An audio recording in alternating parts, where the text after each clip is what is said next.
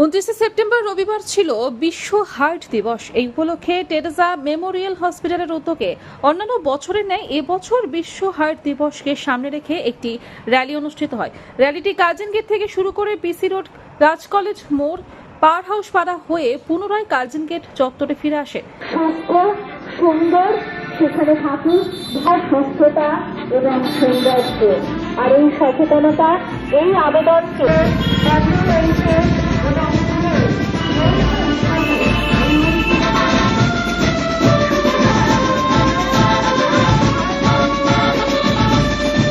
Teresa memorial hospital focused on cardiology and CT base surgery. সেই জন্যে আজকে যেহেতু ওয়ার্ল্ড হার্ট ডে 29 সেপ্টেম্বর, আমরা এটা একটা কমন অ্যাওয়ারনেস সাধারণ মানুষের মধ্যে তৈরি করার জন্যে, সমগ্র বর্ধমানবাসীকে অ্যাওয়্যার করার জন্যে আমরা আমাদের সবার স্টাফকে নিয়ে একটা র্যালির উদ্যোগ নিয়েছিলাম। কার্ডিওলজি ডিপার্টমেন্টের ইউনিট আছে, সেটা আমাদের টেরেজা হসপিটাল একটাই, কিন্তু আমাদের দুটো ডিপার্টমেন্টকে আলাদা করে একটা ইউনিটে করা হয়েছে, যেটা ডেডিকেটেড কার্ডিয়াক হসপিটাল। তো আমাদের সবাই তারা এখানে আসছে, তারা দুটো হসপিটালের মধ্যে সমগ্র মিশিয়ে স্টাফটা আছে।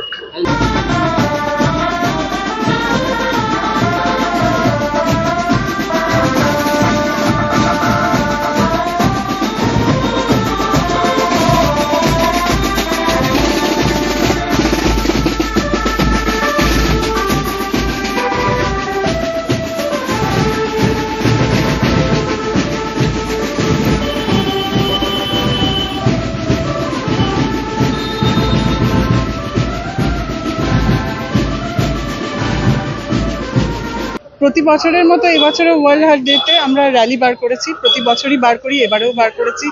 এটা শুরু হয়েছে এই বর্ধমানের এই SBI চত্বর থেকে, আর এটা ঘুরেছে হসপিটাল থেকে আবার বাদামতলা থেকে এসে পড়ে এই SBI এর এখানেই এটা শেষ হলো এই র্যালিটা।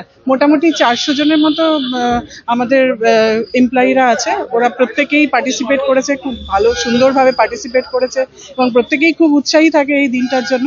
সেটা একটা জনগণকে বার্তা দেওয়া যে হার্টের জন্য আর আপনাদের চিন্তা নেই, আমরা আছি, টেরেজা মেমোরিয়াল হসপিটাল সবসময় আছি, এবং প্রত্যেক যে কোনো 24 ঘন্টা আমাদের কার্ডিওলজি বিভাগ চালু থাকে। প্রত্যেক সময়ই ডাক্তার পাওয়া যাবে, কোনো অসুবিধা আপনাদের হবে না।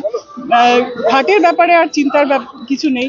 প্লাস আমাদের একটা মাল্টি স্পেশালিটি, আমাদের টেরেজাতে দুটো ইউনিট হয়ে গেছে, এখন একটা কার্ডিয়াক ইউনিট হয়ে গেছে আর একটা মাল্টি স্পেশালিটি ইউনিট হয়ে গেছে। তো দুটোই সমানভাবে সচল আছে। প্লাস আমরা একটা আরামবাগেও নতুন একটা সেট আপ চালু করছি, কিছুদিনের মধ্যেই হয়ে যাবে।